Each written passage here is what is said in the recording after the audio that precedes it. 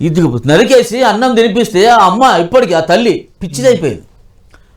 Blood తోటి అన్నం కలిపి తినిపించారు. అంత రాక్షస క్రీడ నీకు పశ్చిమ బెంగాల్లో చూసినారు. అందుకే ప్రజలంతా కూడా తిరస్కరించినారు. ఒక ఎస్ఐఆర్ తోటి జరిగింది కాదు, ఆమె చేస్తున్న ఫిగర్లు ఎక్కడైనా కూడా ఎంటబడి అభ్యర్థులను మీరు చూశారు, మీరు కూడా మాధ్యమంలో చూపించారు. బీజేపీ అభ్యర్థులను ఒక్కొక్క కాన్స్టిట్యూన్సీలో గెలిమికొట్టడం, ప్రచారానికి వెళ్ళడం, ప్రచారం చేసిన వాళ్ళందరినీ కూడా ఫోటోలు తీసి ఎందుకు పశ్చిమ బెంగాల్లో కేంద్ర బలగాలను పెద్ద ఎత్తున మోహరించారు.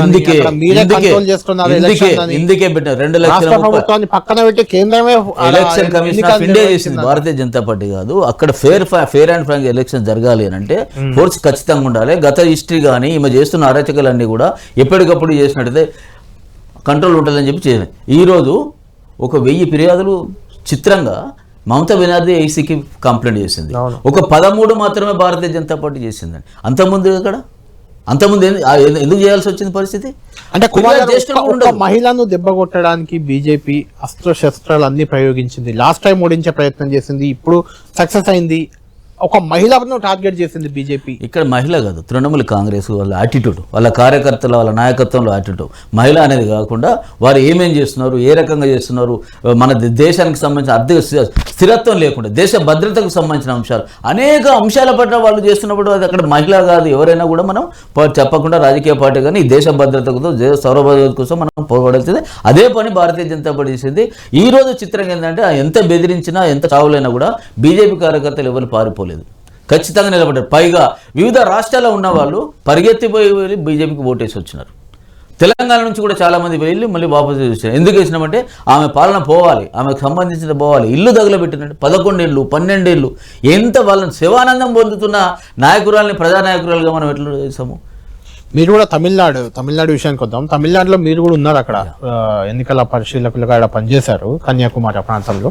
ఏంటి అంటే విజయ్కి నిజంగా మనం చాలాసేపటి నుంచి మాట్లాడుకుంటున్నాం, విజయ్కి ఈ రకమైన విజయం రావడం, ఇంత విక్టరీ రావడం జస్ట్ 2 ఏళ్ళు పార్టీ పెట్టి 2 ఏళ్ళు, 2 ఏళ్లలో 1,00,000 సమస్యలు పాప ఆయన్ని చుట్టుముట్టాయా? సింపతి అయినా ఇంకేదైనా కారణం ఉందా అక్కడ? ఇప్పుడు సింపతి అని కాకుండా హీరోయిక్ మూమెంట్ ఎక్కువ తమిళనాడులో ఎక్కువ సినిమాలకు సంబంధించిన మొదటి నుంచి మీరు నాయకులు ఎవరైనా జయలలిత తర్వాత ఎవరు పెద్ద చాలా మంది వచ్చిన జయలలితకు ముందు ఇతను కూడా సినిమా బ్యాక్గ్రౌండ్ రజనీకాంత్ కూడా లాస్ట్ ఎన్నికల్లో ముందుకు వచ్చినట్టే వచ్చి వెనక్కి వెళ్ళారు. బీజేపీతో అలయన్స్ కూడా అవుతుందని చర్చ కూడా జరిగింది. యూత్ ఉండడం, కమల్ హాసన్ పార్టీ పెట్టి కూడా పోటీ చేయలేదు.